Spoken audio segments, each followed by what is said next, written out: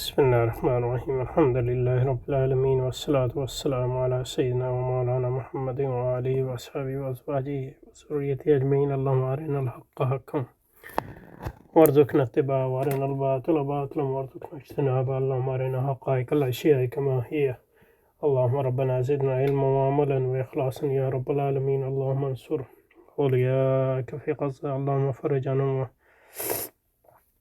اللهم نفس كربنا وكربهم واخرج عنا وعنهم والطف بنا وبهم يا أرحم الراحمين وثبت أقدامنا وأقدامهم وانصرهم على عدوك وعدوهم إنك على كل شيء قدير.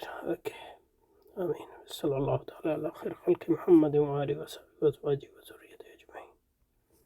So this is a thin material for a biographer, and we may not hope to know Aristotle as we might know Albert Einstein or Bertrand Russell.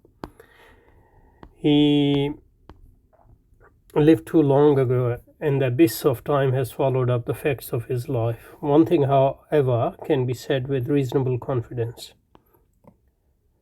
Throughout his life, Aristotle was driven by one overmastering desire, the desire of knowledge. I mean, that's fine, desire of knowledge, but how can one be sure that it wasn't mixed with other desires? So, desire of knowledge. Desire of knowledge. Obviously, is closely attached to knowledge, is closely attached to fame, wealth, access, vanity. So, when we talk about desire of knowledge, we should keep all those things which are attached to knowledge. And obviously, that attachment varies with the context. So, I won't be that sure as this author is. His whole career and his every known activity testify to the fact he was concerned about, before all else, to promote the discovery of truth, as he saw it, obviously, and increase the sum of human knowledge according to his own conception of knowledge. So when we talk about knowledge,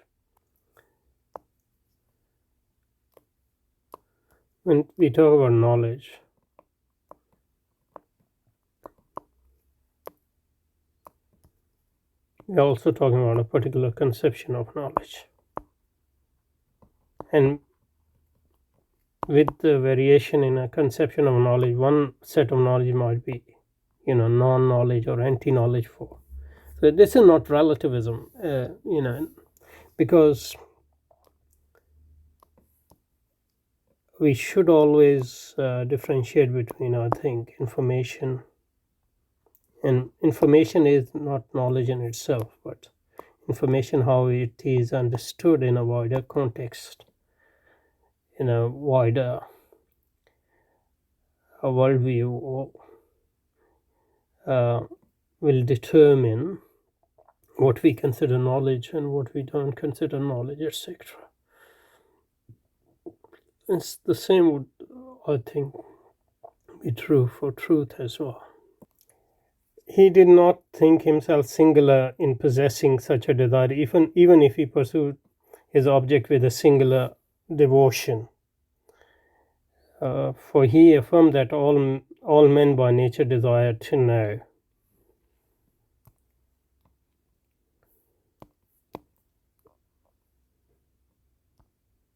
So knowledge is sort of a desire.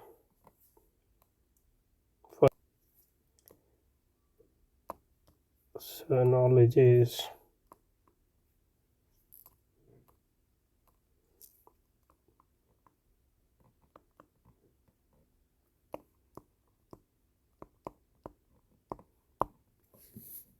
so we have desires for food, and water. Probably that's our bodily desire. And then we have desire for knowledge. Probably this is desire or need of mind.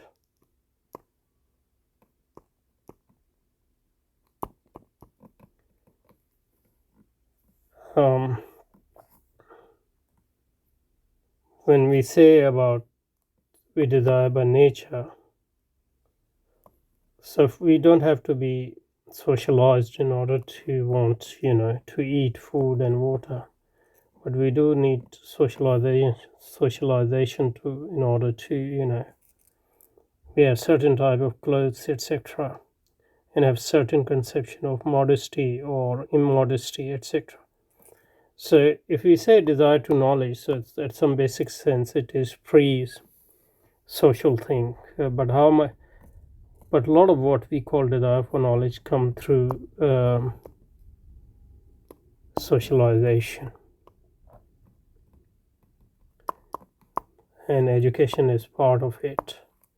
So that would contradict. So when he talks about by nature, is he talking about the basic potential or basic inclination, or the actual desire, and how much is that due to socialization, and how much it is due to our bare nature, so to speak. So he didn't think himself singular in possessing such a desire, even if he pursued his object with a singular devotion, for he affirmed that all men by nature desire to know. And he claimed that each one of us is, most properly speaking, to be identified with his mind. So that's what makes us human. So that life, a fully human life, is the activity of the mind. We talked about that two layered concept of humanity. In an earlier work, he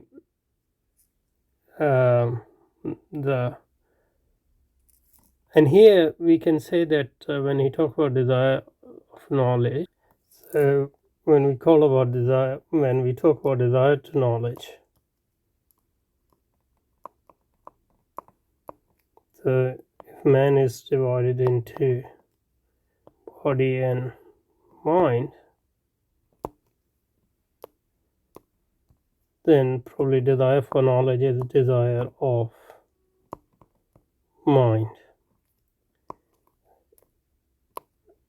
not desire like food and water, which are desires of body. Probably. In an early work, the Proto-Repticus, or Exhortation to Philosophy, Aristotle announced that the acquisition of wisdom is pleasant. All men feel at home in philosophy, and by philosophy I mean knowledge in general, obviously. It didn't have and wished to spend time on it, leaving all other things aside. Not everybody, but men like Aristotle. The word philosophy designates etymologically the love of wisdom, and a philosopher in Aristotle book is not a cloistered academic engaged in remote and abstract speculation. He is someone who searches for knowledge of things human and divine.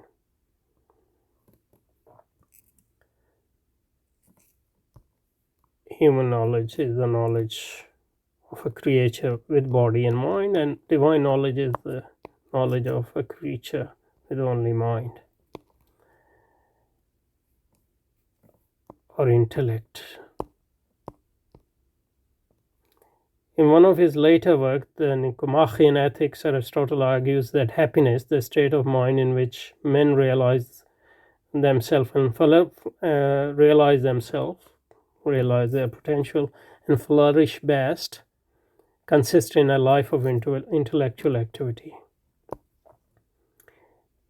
It's not such a life Is not such a life too godlike for mere mortals to sustain? No, for we must not listen to those who urge us to think human thoughts since we are human, and mortal thoughts since we are mortal.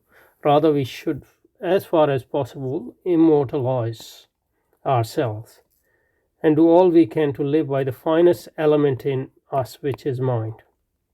So probably body is going to die, but mind is going to stay, and which is a strange concept for Aristotle, because mind is closely related to body in his conception. So we'll see how he will deal with it. We should, as far as possible, immortalize ourselves and do all we can to live by the finest element in us. So here there is some sort of conception of becoming divine or becoming godlike. But we become godlike only to the extent that we are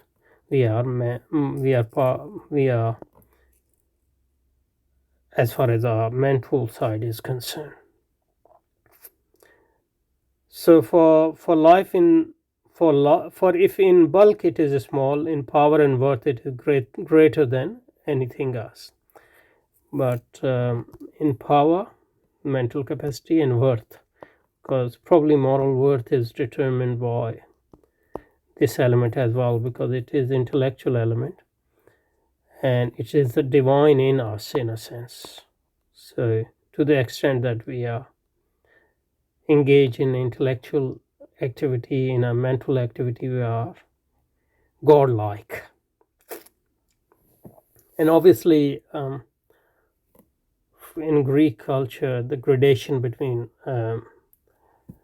mere mortals and then heroes and people in between gods and humans and then God, gradation, it is a gradation. There's not a huge that much so there is a difference between mortal and immortal, but our mortality comes through our body, and there isn't that much, there isn't any essential gulf between God and non-God in a Greek culture at least. So even though his accounts might seem similar to that of Kant, but Kant's conception of God, I would say, come through a Christian tradition where, despite Jesus' human dual nature, due to its Hebrew heritage, the Hebrew heritage of Christianity, there's a huge gulf between God and human beings, not just in body but also in mind.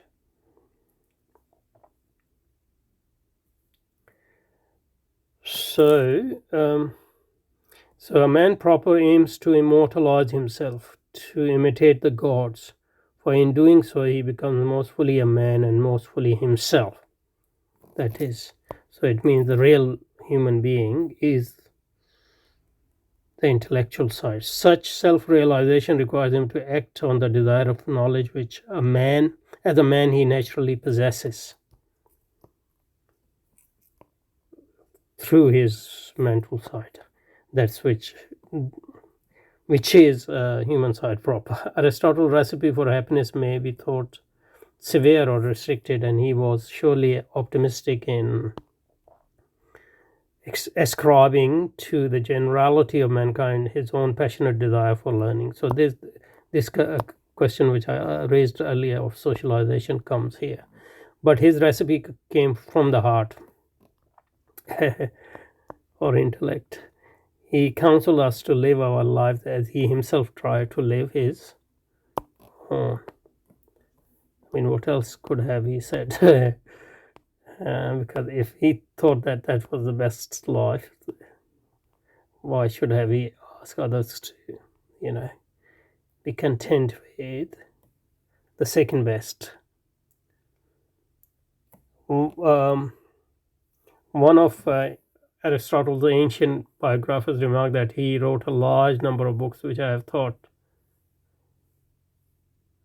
it appropriate to list because of the man's excellence in every field. They follow the list of some 150 items, which taken together and published in the modern style would amount to perhaps 50 substantial volumes of print. And the list does not include all of Aristotle's writing. Indeed, it fails to mention two of the works, the Metaphysics and Nicomachean Ethics, for which he is today most renowned. It's a vast output, yet it is more remarkable for its scope and variety than for its quantity. So the categories of his titles include On Justice, blah blah blah blah. So he's an encyclopedic writer. But I think that's not that unusual even until the early modern period. There are works on logic and language, on arts, on ethics and politics and law, on constitutional history, on intellectual history, on psychology, on physiology, on natural history, zoology, biology, botany, on chemistry, astronomy, mechanics, mathematics, on the philosophy of science, and on the nature of motion in space and time, on metaphysics and the theory of knowledge. Choose a field of research, and Aristotle labored on it. Pick an area of human endeavor, and Aristotle discoursed upon it. And that is remarkable. But if you look at ancient and medieval authors, many of them did that. Although you can say that Aristotle is different in the sense that he is giving us at least a new synthesis. But those who came after him mostly, wrote commentaries on it. But that's the nature of human knowledge. You have few people who initiate things, and then other people, write footnotes on their works. It's not that different in modern times, but because of the, also the arrogant nature of modern intellectuals and academics, that everybody thinks that they are, doing something, original. But that doesn't mean that they are actually producing something original. Okay, so it's starting to talk about his work now, so probably we'll take this in the next session, inshallah. Assalamu alaikum, subhanakallah wa bihamdika, nashhadu an la ilaha illa anta, nastaghfiruka wa natubu ilayk. Sallallahu ta'ala ala khair khalqi Muhammad wa alihi wa sahbihi ajma'in.